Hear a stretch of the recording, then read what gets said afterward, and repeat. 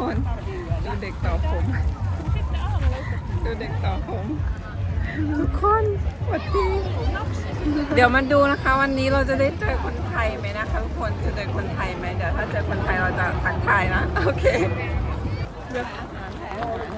แล้วหนูสนใจจะไปติวอะไรก่อนเหรอเลยย้อนมาอาหารก็เลยOkei, nyt mennään sinne Tivoliin. Suomen Tivoli. Suomen Tivoli. Mä kävelen nyt sinne. Eli mä editoin tämän kohan. Okei, tässä on tää Tivoli. OMG.